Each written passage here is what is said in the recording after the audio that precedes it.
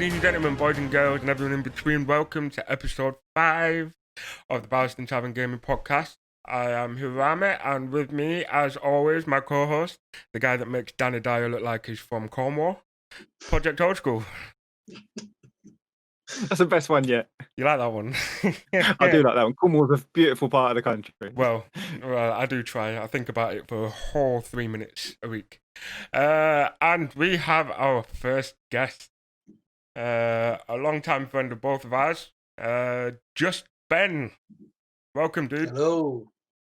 How are you doing? You good? Not too bad. Just finished work, trying to figure out where I am, what I'm doing. But Yeah. we roll with it. I mean, 90% of what I produce is rushed and last minute anyway, so it's fun. Absolutely. And it seems that Project Old School is now outnumbered on this podcast by a ratio of 2 to 1 of people that work and people that don't work. True. I can't disagree. So we have, well, first of all, it's always good to have another voice. It's the first we've been trying for 5 weeks now to have another member of the channel. Ben being the first victim, first guest. And obviously that means there's going to be another name on the leaderboard of the Pub Q quiz. So, but before we get to that, we have a general discussion topic for you all, and I'm going to let Project introduce. Right, so moving on from last week's, we did our top 5 and top 5 best and top 5 worst. Fortnite was on yours, wasn't it? It fucking certainly was. Which everybody knows, Fortnite is a battle royale piece of shit that only kids under the age of 11 actually play, and Ninja, putting him in a very specialist bracket there. So battle royale is basically, it's the new multiplayer. It's not for me. No, because I'm always the first one to get eliminated on anything. Well, yeah. But so the general discussion will be battle royales versus the old school multiplayer. Those wonderful days where you had to literally have physical friends that live nearby to come around with their own controller with the Nintendo 64 and play GoldenEye. But that no was one, exactly what I had in mind. Yeah. Who was it?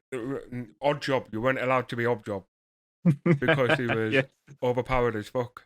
If I believe he was the shortest character, and if you had small characters cheat added as well, he was unplayable. Right. You just go around slapping everyone's ankle, and that's it. Yep. Victory is number 1. Ben, is that where do you You're lay way it? too old for me, man. Oh my lord. Kids these days, they've got no idea. I think my first proper console was a PlayStation 2. That was kind of the first implementation of like network multiplayer. Right. When you had the device that you stuck on the back of the console and you could play online. Right. But like, I don't think anyone really, no one really did it. But I don't know. I've always kind of grown up playing solo games, and then only recently have I kind of started to make the transition to playing more multiplayer games, mainly Call of Duty more than anything else. But yeah, it was kind of bookended for me. I played multiplayer when I was a kid.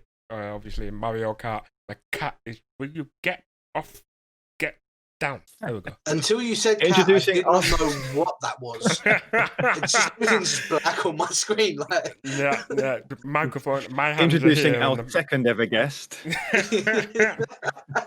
Freya, the fucking pain in the ass. Yeah. Multiplayer has been bookended for me. I started earlier on with Mario Kart and Sonic 2. When you could actually get someone to play Tails, and you could guarantee that whoever was playing Tails would get fucked off in behind. And fucking hell, sorry, bear with me. Look, there you go. See, hi cat. Yeah, right. No, piss off. Go on. Right. You could play Sonic and Tails. Player 2 could play Tails, and Sonic would fuck off like he does in general. And whoever was playing Tails would have to wait for Tails to come flapping in again. But yeah, proper multiplayer. I think the best time I had was Mario Kart on the N64 Yes.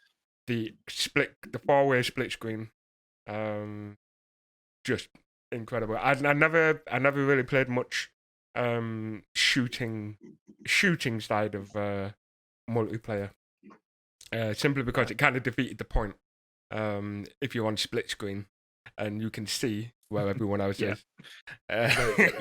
You memorize the map, you win the game. Absolutely, Very true. absolutely. But one thing I do always remember is the processing power of these consoles really showed their age when it came to. If you remember when Perfect Dark came out for the N64, you needed the expansion pack for it to be able to play.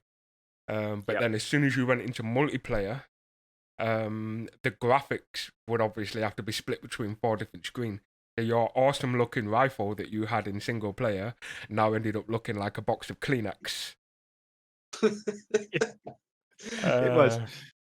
But was. yeah, and I mean, I kind of made it clear on the last episode that battle royales aren't generally my thing, especially Fortnite.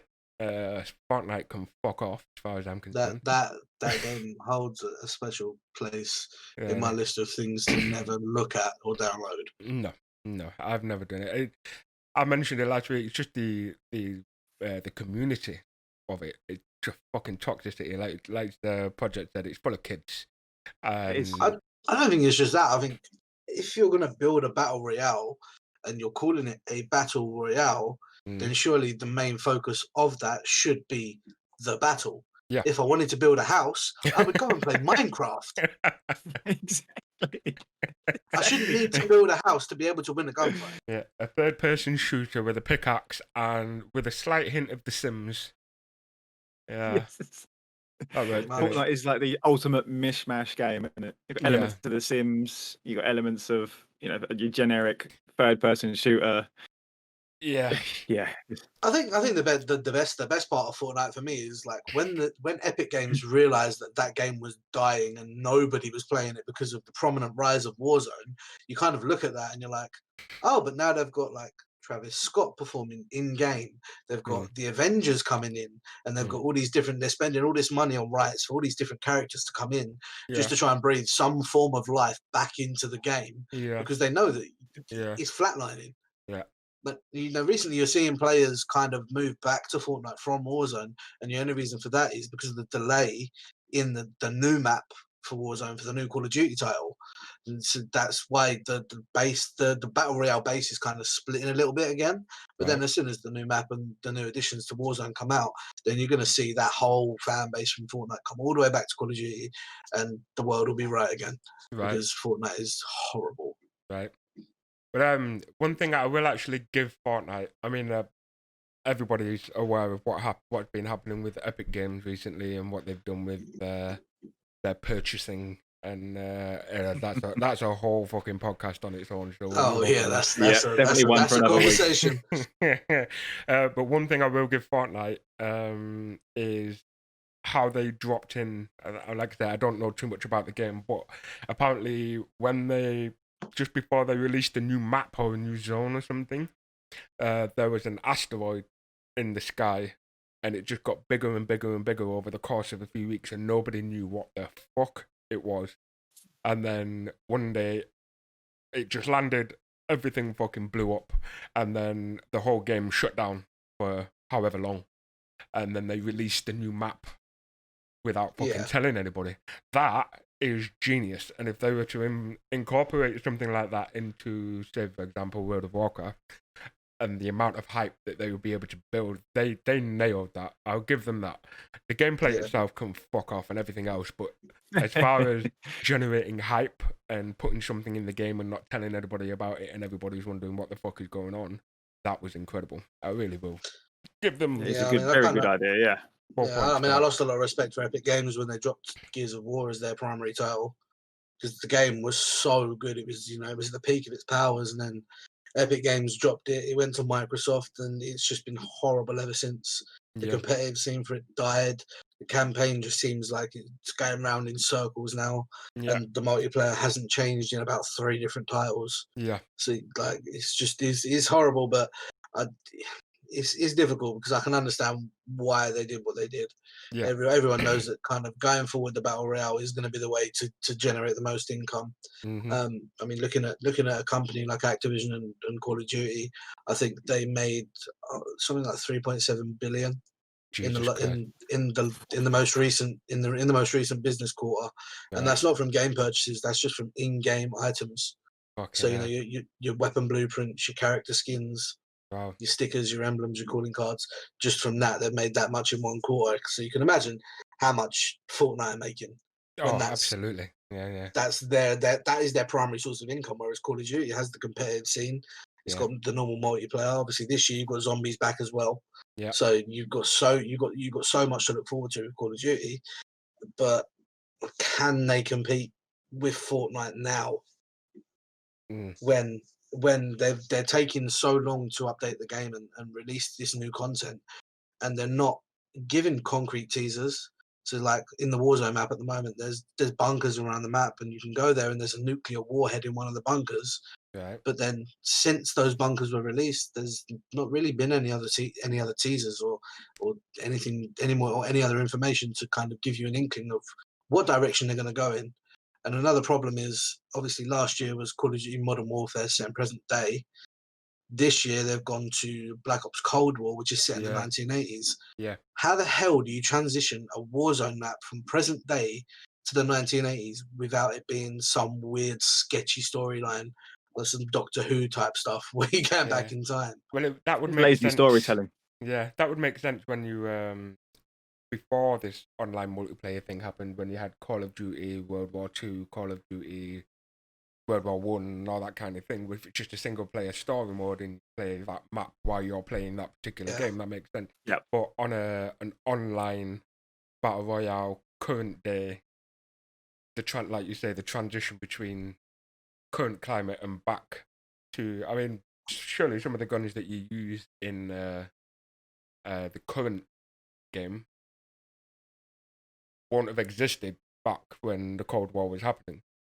So They don't, but what they have done, which is quite intelligent, is they've kind of put in variations. okay. So like in Modern Warfare, you have the M4A1, and then in Call of Duty Black Ops Cold War, you had the XM4, which is the exact same gun, just with a different name. Okay. So it might have been called one thing in the 80s, and now it's being called this in this timeline.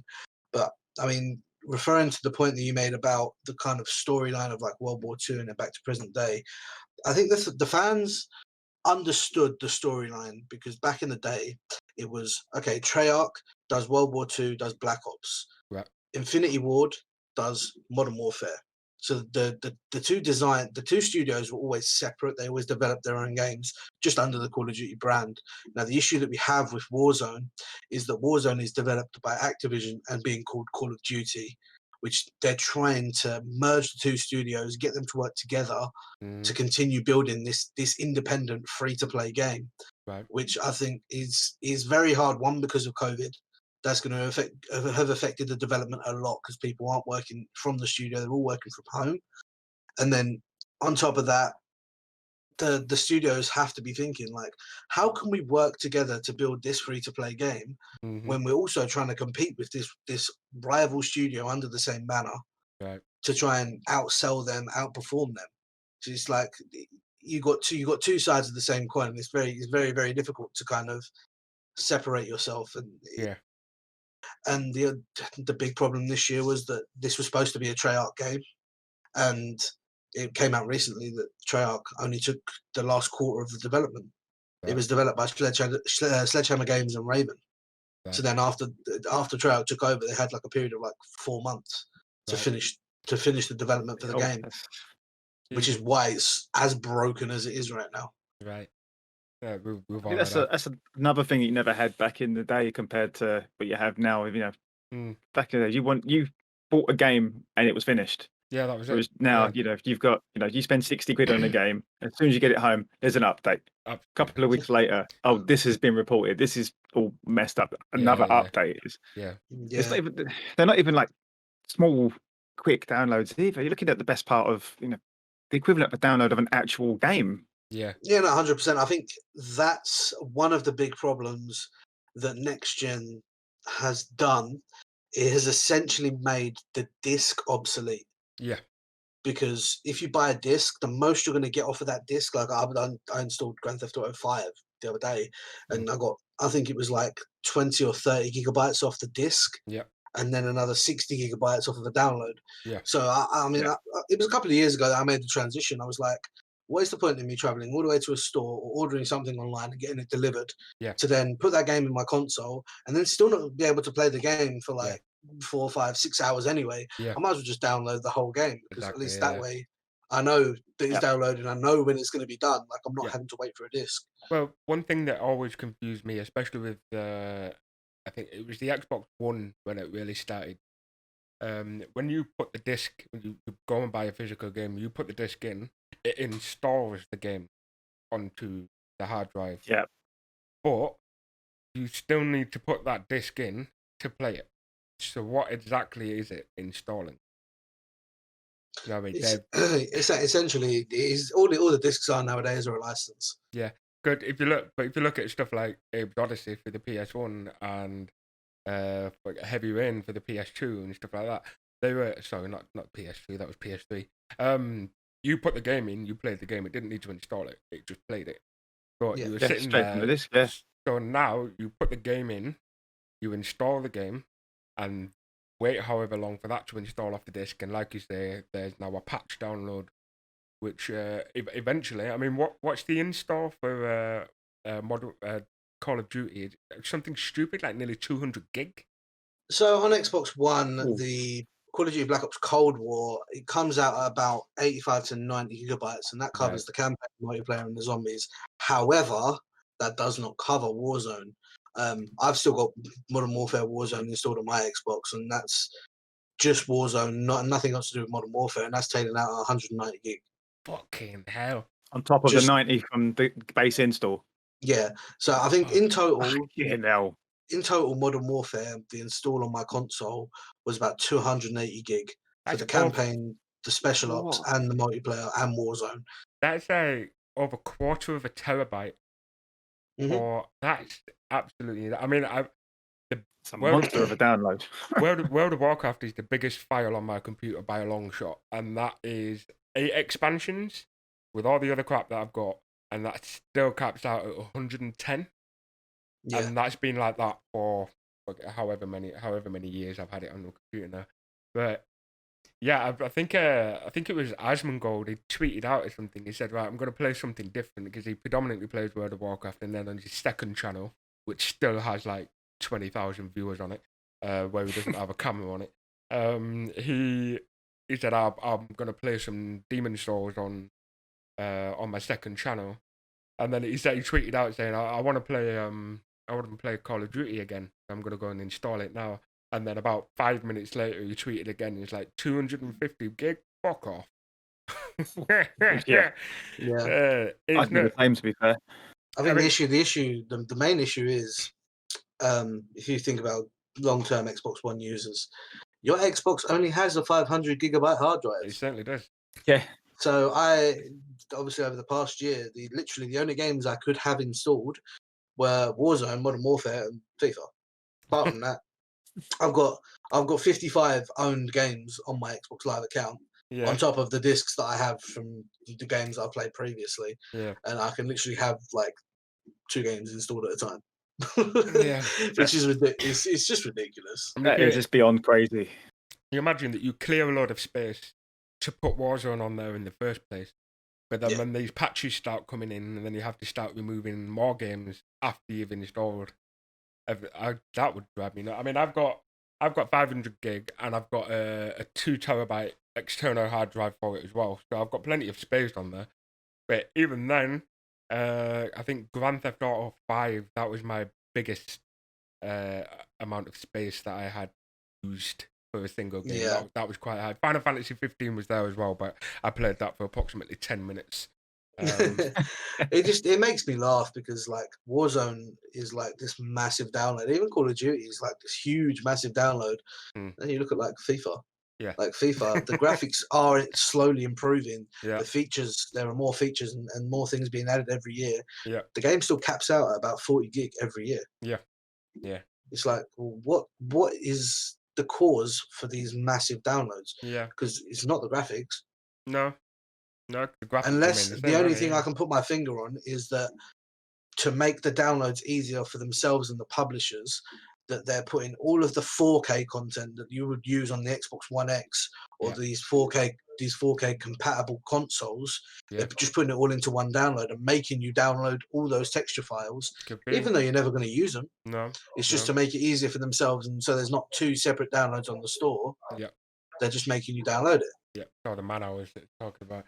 So speaking of man hours and cost and general money making of these companies, you mentioned earlier on, it's a ridiculous amount of money that these companies make. Are these, like I've never played it more recently anyway, are the money that they're making on in-game purchases, for example, are they purely cosmetic, or are they some that are, well, for lack of a better word, pay to win? I think in terms of battle royale, I mean, Fortnite, you say yes, is purely cosmetic. Yep.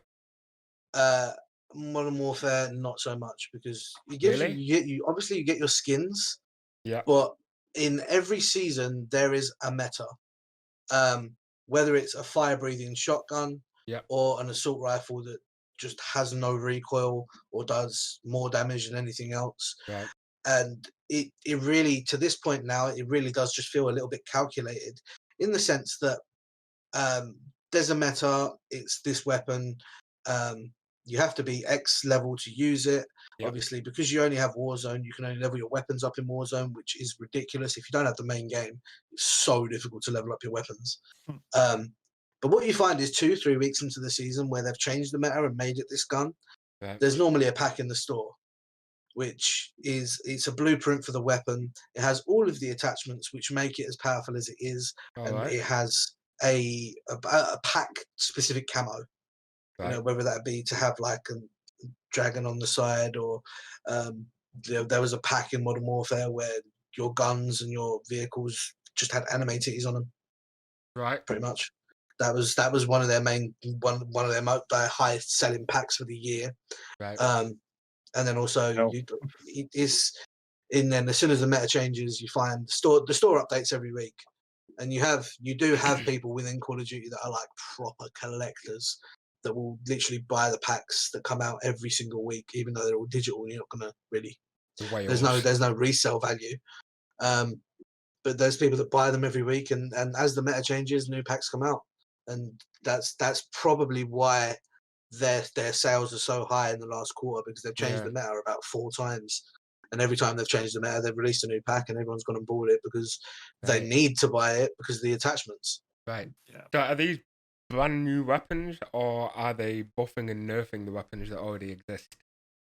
So normally it goes full circle. So you start a season, somebody finds that there's a meta, and then after they find that there's a meta, 90% of the community hate it, don't want to use it, don't like it, but they're getting melted every time they get into a gunfight with it. Yeah. So then a patch releases mid-season, which then nerfs this, but then makes something else more powerful. Yeah. And then we just start the cycle again, where people just Yeah. they don't like it, they want it changed, it gets changed. Then the most recent one was a fire-breathing shotgun, but I think because it was so late into the cycle of the game, they haven't released an update for it and they haven't changed anything. Yeah. I mean, the same thing happens in World of Warcraft. The classes, the class abilities, they, like, at the moment, right now, week 1 of Shadowlands, the hunter is fucking ridiculous. I was running around earlier on today. I'm a priest, so everything's all about dots. Everything takes ages to get them down. But this hunter ran past and shooting the same shit that I was shooting, just a little bit further down, and fucking one-shot it straight away. So 100%, and the next patch, probably going to be a couple of weeks down the line, hunters are going to get nerfed to shit. So right now, everyone's a hunter. So the meta, as you were talking about, the meta in World of Warcraft lasts probably not quite as long, because people will go to the forums and they'll go to it's like, please, I'm getting melted by I'm getting deleted by a hunter every time I fucking come across one. And it ain't fair. So it does happen, but then, as you say, the hunters will get nerfed. Everybody who plays a hunter won't like it anymore. They'll be pissed off. The hardcore kids will stay on the hunter because that's what they do. But then again, like you say, another meta will come along and fucking affliction warlocks will end up being big dick, and everyone is playing an affliction warlock, and everything gets deleted again, and the whole cycle just happens, goes around and around and around. There's always one class, however, that will forever be shit in the entire expansion. Most of the time, it's shaman. So you can only play a shaman if you play to your full abilities and to be on par with everybody else. Yeah, I think it's something that all game studios kind of do nowadays. If there is an aspect of it being an MMO or it having multiplayer, be that old school multiplayer or battle royale, they know full well what they're doing when they first design the game and they put a meta in. And there's this one gun or there's this one class or one weapon or one anything that just does the most damage, the quickest time to kill. They always have that as the meta at the start of a game. And then what they'll do is they'll slowly over the year they'll release patches, they'll delete this meta, and then they'll implement something else. Which then what it does, especially for Call of Duty and with the weapon meta, is like, let's say A weapon is the meta right now. Then it'll be patched and it'll be B weapon, which is the current meta. But this current meta, you have to go and spend 8 hours on multiplayer leveling this weapon up before it becomes the meta for you to be able to use, because you need these certain attachments to do it. It increases engagement with multiplayer and with different aspects of the game, and it keeps people engaged. So then when the guys that develop the game go to their bosses, they can say, listen, we've got guys playing this game 24 hours straight. We're doing our job, we're doing a good job. But in reality they're not, because the game is not good. It hasn't been developed correctly.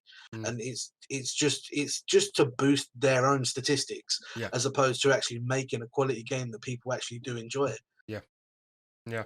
A similar thing with project, your current game at the moment is Destiny 2. I remember the days back in PvP. Thorn, the hand cannon, was the PvP meta. If you had Thorn, everything died. If you went into a battleground and you saw someone with Thorn, you'd log out, because you know that you just get one shot by this fucking hand cannon. The players to avoid, there was a legendary you could get. I can't remember the name of it. It was it basically shot out a laser beam. Oh fucking hell, the cat's back. Hi. It shot out a laser beam, and the laser beam bounced off the walls. And I can't remember. Whoever's listening, if you can remember the name of this weapon, leave it in the comments below. But it was this laser beam would shoot and bounce off the walls, and if anyone was in the way, you were fucked. I think it's just the way these kind of games go. I think always going to be. All these patches and everything that's happening, all these additional downloads every couple of weeks or so, fixing these overpowered weapons and buffing the underpowered weapons. Probably what keeps people playing, to be honest with you. I think where they lack is the ability to be able of how to get them, how to get those things. Like say, if there's something that for you to work toward, and it'll make you feel like you've earned it. But if you can just jump onto the store, pay 20 quid, and you've got yourself this gun, and you're always going to have your whales out there that throw money at the game screen. No, absolutely, I think you kind of get yourself into the position now where you kind of sit there and reflect and think, like, when I first started playing Call of Duty multiplayer and playing Call of Duty competitive, this is going on maybe 10 years now, we didn't have weekly updates. If there was a gun that was the meta, you'd just use it. And you wouldn't complain. You just understand that, listen, this is the meta, this is the gun that we have to use if we want to win this game. It's very simple. You wouldn't complain about it. Everyone would use the same class. If I go back to like Modern Warfare 2, and if we're playing Search and Destroy, if you're rushing the bomb, you're using a UMP-45. And if you're using an AR, you're using an ACR, because they were the two meta guns through the whole year. And that was just it. Because back then, all you literally had with Modern Warfare 2 was map pack 1, 2, and 3. There was none of these additional weapons. It was just, we're going to put in maps for you, because obviously we know that we've got a map pool of about 12 to 13 maps, and over the course of the year, it's gonna get boring if you're playing the game for 12 hours a day and you're playing the same maps over and over again. They put new maps in, and they didn't add anything else extra in. It was just maps. Yeah. Which was, because they've realised and the Battle Royale has brought into the mainstream multiplayer the fact that, okay, let's not do map packs anymore. Let's do a season pass. Yeah. And let's make you work. Let's make you pay, but we're also going to make you work for the stuff that you've paid for. Yeah. And it just increases the playability of the game. And in my personal opinion, Black Ops Cold War isn't a bad game, but there is a lot of stuff that needs to be fixed. Yeah. And for a game like Call of Duty to launch with 8 multiplayer maps, for me, it's criminal. Yeah. Because especially after they, you look at Modern Warfare and they didn't bring the Battle Pass in until Warzone, which is understandable. But a game like Fortnite and with the Battle Pass and that sort of stuff was pretty much available immediately. And Black Ops Cold War have delayed their Battle Pass until the 7th of December. Right. Which is it's ridiculous, because that means that between the date that the game released and the 7th of December, there's not going to be any new maps. Half of the maps that they have released on release day are terrible, and they realise that after seeing all the feedback from all the players, competitive and regular, and then to counteract all the negative feedback they received, they've re-released Nuketown for the 5th time. Right. God, yeah, everyone knows Nuketown. Like that map has been in the game so many times. Yeah. I pretty much know them. I could probably go and drop a positive multiplayer game with my eyes closed on that map. Yeah. Yeah. You play it for about 5 years straight, and you're like, well, this is fun. You say that they've re-released it 4 or 5 times. I wouldn't even say it's re-released. It's more genuinely a map that has been reskinned. That's all it is. Yeah, exactly that. It's been reskinned to fit in with the current theme of the game.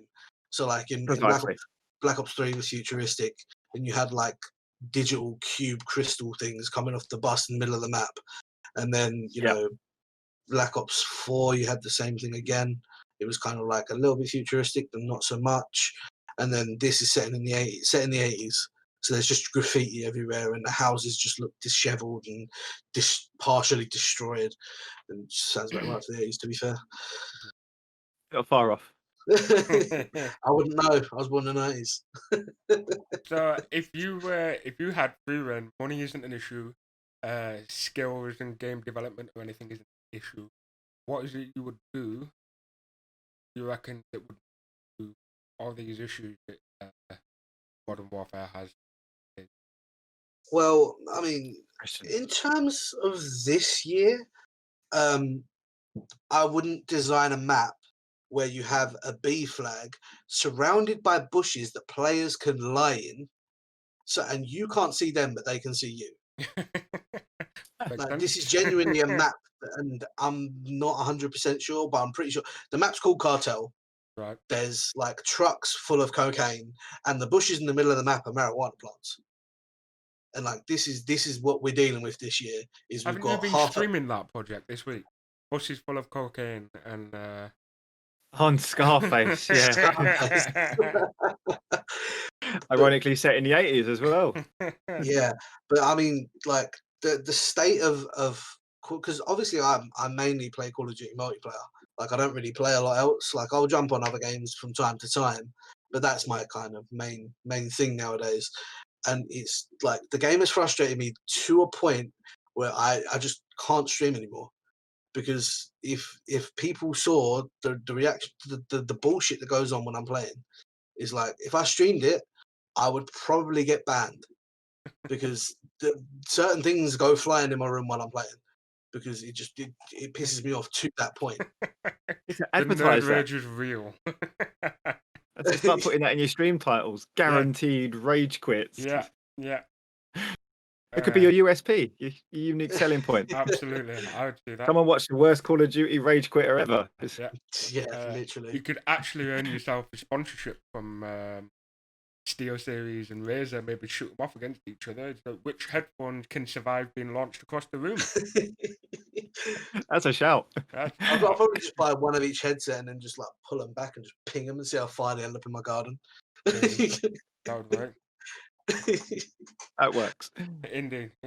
So, that was interesting. My cat is still. I know. I love you too. But go away. Just I'm don't coming in. yeet the cat. You don't want to get your channel banned. Oh no, I'm not a lineage. Trust me, I'm not.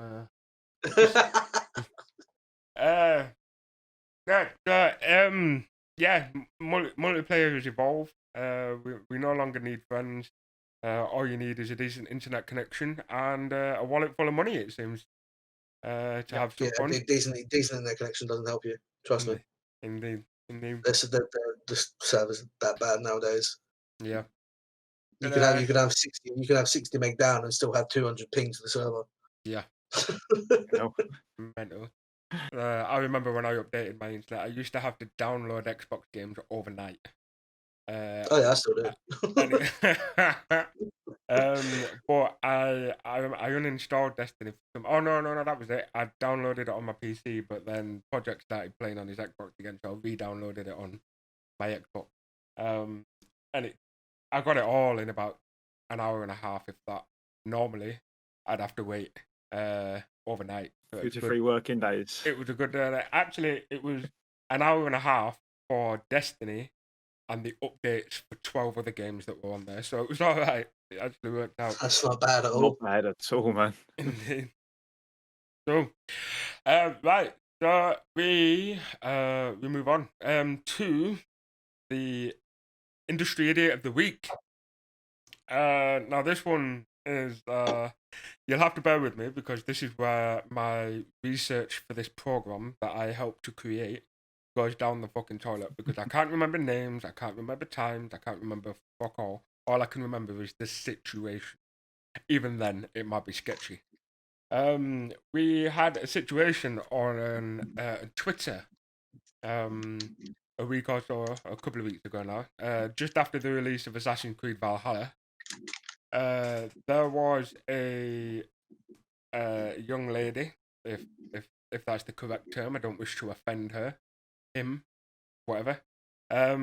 They basically went nuts at Ubisoft because there was a quest in the game or there was something in the game that she viewed as sexist.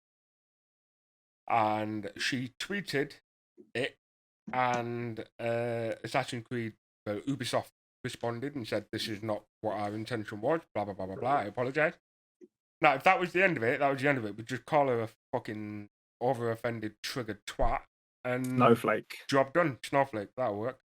However, she then continued to tweet after that, say that, something along the lines of, "I won, Assassin's Creed got taken down, next stop Demon Souls." Basically, what this fucking absolute weapon is doing is playing games, so giving money to the game company, very good, nice one, just to go nuts and look for shit that triggers them.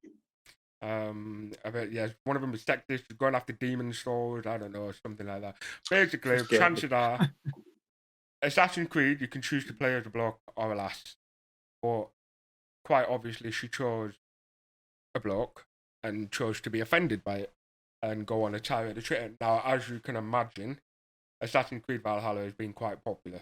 The whole Assassin's Creed series has been popular. So I had much more fun reading through the comments, replying to her, than I knew that I didn't have to worry about Assassin's Creed. They were going to be just fucking fine. This is just another one of those fucking idiots who does things looking for shit to be offended by, to then go on Twitter and tag whichever fucking organizations they want to tag these days to get a viral tweet and get popular. And she did by being a prick. So yeah, I can't remember her name. Chances are anyone who's listening, you'll know who they are. But yeah, I was fucking blown away when I read it. I absolutely blown away. And it's like, do you have nothing better to do in your life? You know, there's beliefs that I have that I've had from growing up.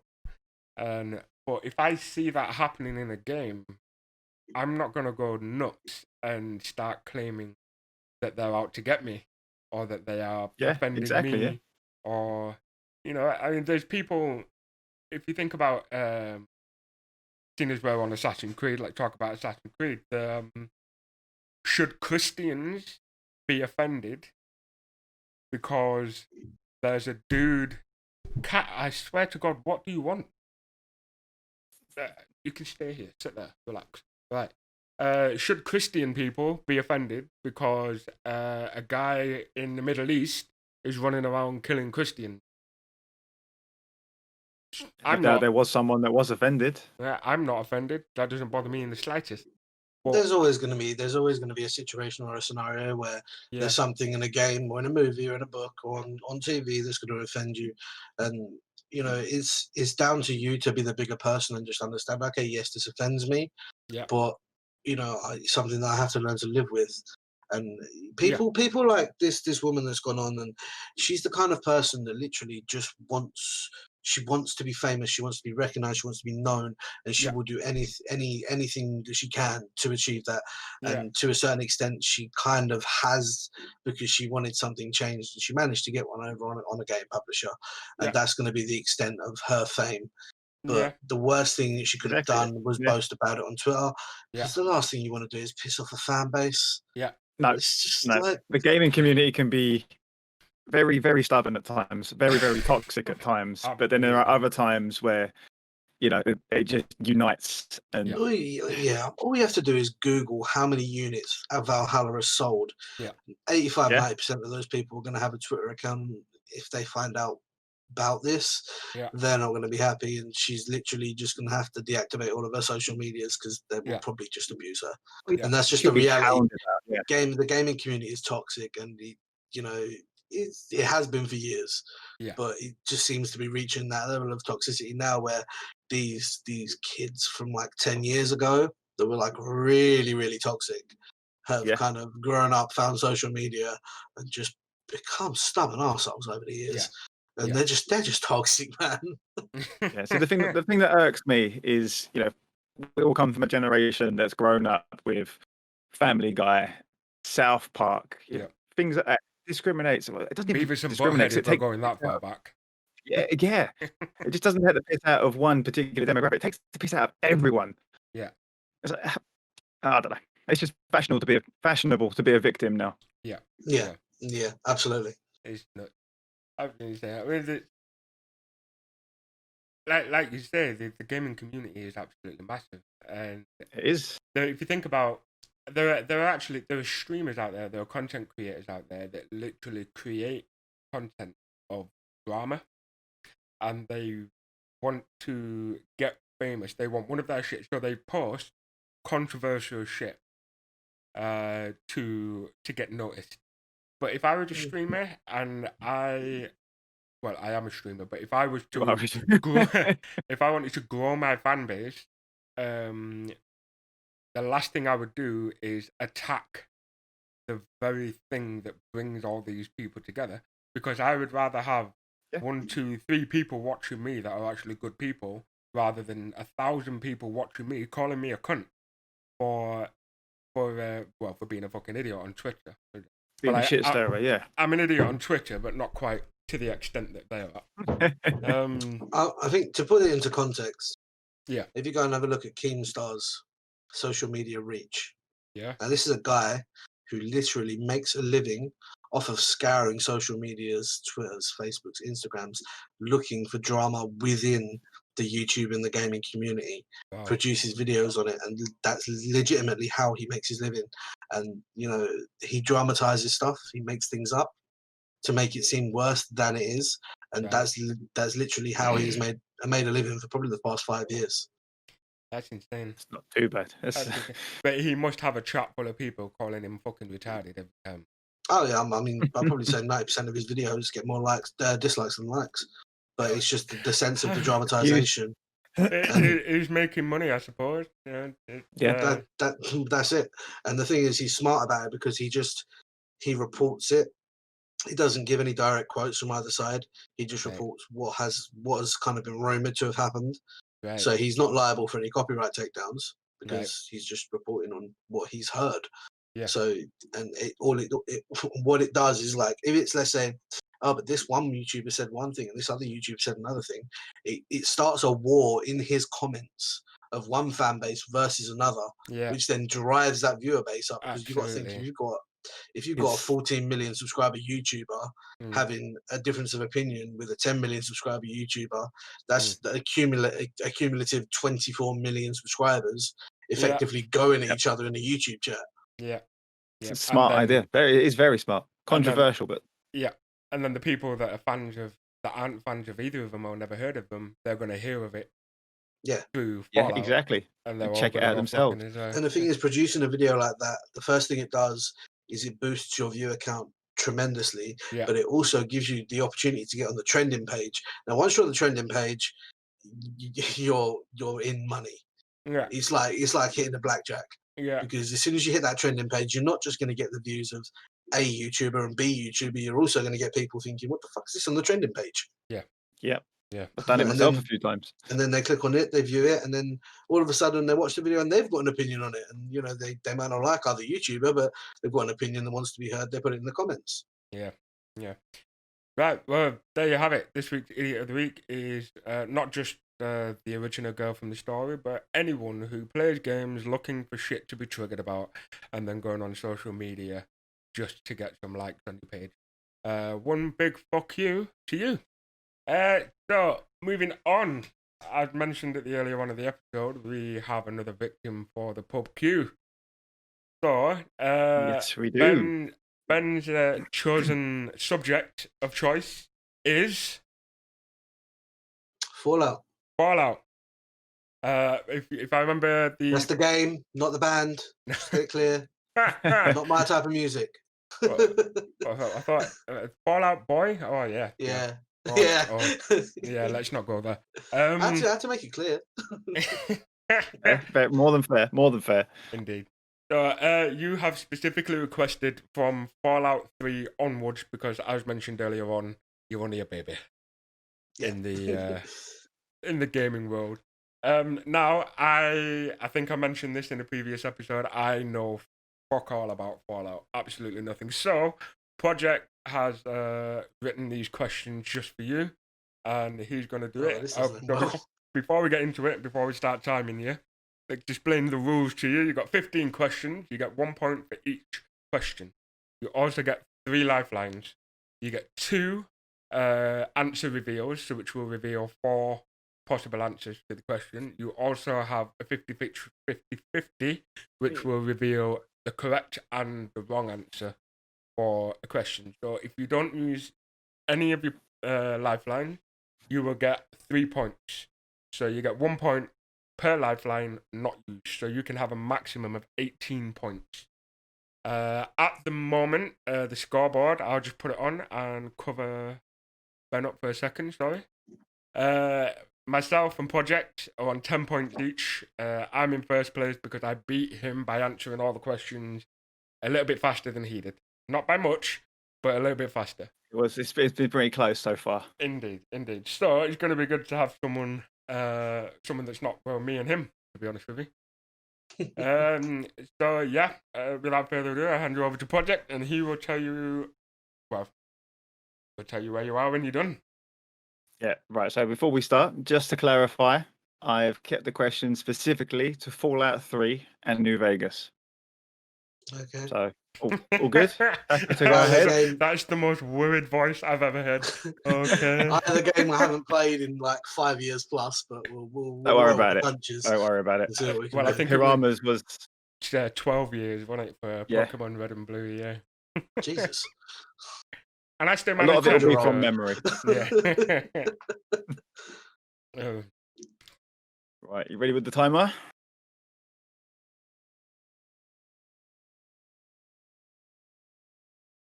Right. When you're good. Good to go. Yeah, I'm ready. Yeah? Right. We got the timer ready. No? I got it. I saw it. Yeah. You got it, yeah? All right, Right. cool. Right, ready? 3, 2, 1. Right, question 1. What does the P in special stand for? Perception. The name of the president in Fallout 3.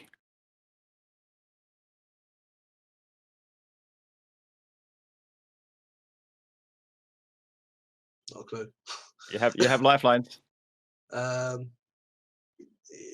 give me an answer reveal.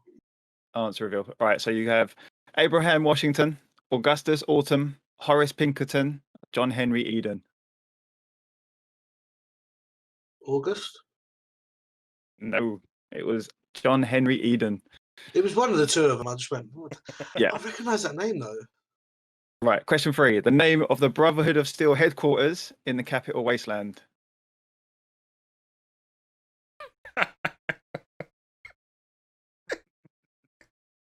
It's been so long. Oh my god! I didn't answer reveal because I haven't got a clue.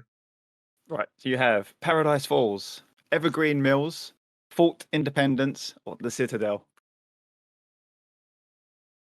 The Citadel. You got there in the end.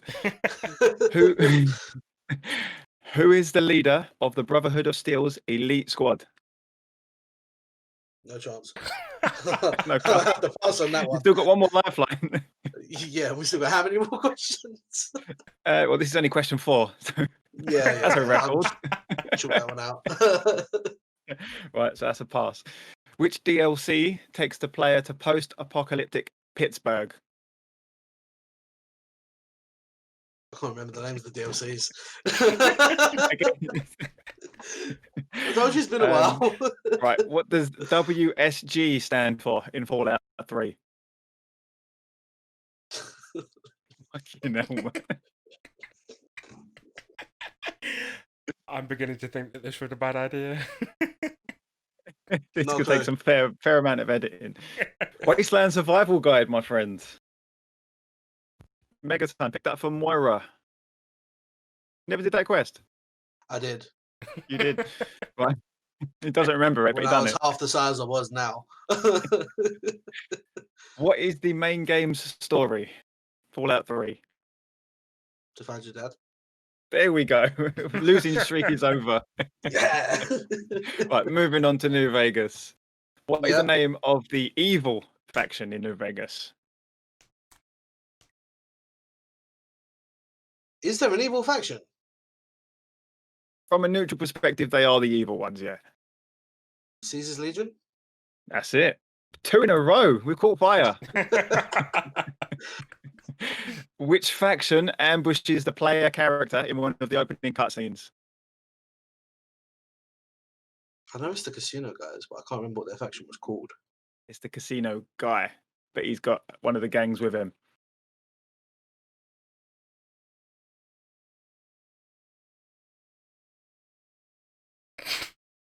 No, not good. Still got a lifeline. No. Nah, let's just skip this one. Right, so this one is the whole question is multiple choice. Which of these is an actual in-game collectible? Sunset sarsaparilla, poker chips, bottle caps, or snow globes? Snow globes. Remember the snow globes. Everyone remembers the snow globes. Yeah, 'cause it took me so long to collect them. Yeah. How was Mr. House able to survive for so long? He was in like a hyperbaric chamber in like the top of the casino or the bottom of the casino, one of the two. A little bit more. Well, he was connected to like a life support system. Like that's what I remember. I will take it. Stasis and computer integration. How was I going to get that? You was. You got it, though. This is rigged. It's all right. Four more. Right. Which type of super mutant is addicted to the use of stealth boys? The blue skin bastards. Beefy Smurfs. No. The Nightkin. Oh. It actually caused them to have psychosis, which is why they're. Yeah. The quarry is infested by super high level creatures. What are they? It's right next to where you start in the game, and it's a beginner's trap. Crabs? Death claws. The quarry. They come running at you, little baby ones, and yeah, beginner's trap. Yeah, All right, it's another multiple choice one. Which of the following is not a casino in the game? Ultra Lux, the Tops, Vicky and Vance Casino, Caesar's Palace. Vicky and Vance. Caesar's Palace is a real casino, dude. Oh, Right, last one. The proverbial putting you out of your misery. What is unique about the Ultra Lux Casino? is it a brothel? They were cannibals. Oh, same thing, right? I suppose if you pay enough, yeah. And that's your lot. That's your 15. Brother. Yeah. As you can see by the clock, I probably should have picked 4 and 76. that took 5 minutes and 51 seconds. What was the final score? 6. 6. Yeah. All right. By my count. It makes sense. I thought that was. I'm no longer bottom. I am no longer bottom of the leaderboard. You were there for what, 2 weeks? That's because we didn't have anybody there. Yeah, last week's one you can write it off because we had no guest. Indeed. Right, 5 minutes and 51 seconds to get 6 correct answers. All lifelines used, I believe, or was that including a life? No, that's right. No, it's actually 7 because you didn't use a 50-50 reveal. There we go. So 7 points. So Should have just skipped. it's one better than it was. It's easier to pass than it is to use a lifeline. Absolutely, you get more points as well. Nice, very well done. So I will update the leaderboard. I will put you very squarely in the 3rd position. Out of 3. And I think that will be it from us for this week. So massive thank you to Just Ben for joining us. It was a pleasure. Very welcome to join us anytime you like. The last 15 questions. About the last The bit was torture. The rest was pleasure. Unless you want to talk about Fallout, and then we'll just get someone else in. Yeah, do that. I kind of went easy on you as well. Yeah. Well, you got to think. Yeah, but if you think about Fallout and the amount of lore that game has, yeah, there's a reason I didn't choose World of Warcraft for my special. There would be more difficult questions that I would probably get right. It's just the most basic ones. I thought these would be the easiest ones from memory, but obviously not. No. If you want to keep a track of everyone that's in the podcast, make sure you can catch it all on Twitter. You can get Twitch. I'll put Ben's links in the description below with ours as well, so make sure you jump over there, say hello, and give him some shit about being absolutely rubbish at Fallout. You can catch Project Old School. He streamed on Facebook Gaming, and he's also on Twitter and Instagram, just at Project Old School. And I do believe he's jumping back into the more modern side of things, and you'll be able to catch him on Xbox. If I remember rightly, I saw on your stream that you had your Xbox name, your gamer tag. I do have my Xbox gamer tag. Yes, I have it now as one of my social media graphics at the top of my screens. There we go. So no excuse for people not to jump in. Yeah, Proj Old School, because Proj Old School. Yeah, Microsoft hates long names. So Proj Old School on Xbox, Project Old School everywhere else. You can catch me everywhere with HIIRAMA Wow, and you don't forget to follow the podcast Twitter, which is Bowerstone GP. And obviously, if you're listening on YouTube, give us a like, give us a share. It will really help put us in front of other people that are very similar to yourself. And so, once again, thank you to Ben for joining us, and thank you to Project for being here and letting me give him shit about his accent every single week. And massive thanks, and we will catch you next week for episode 6. Take care.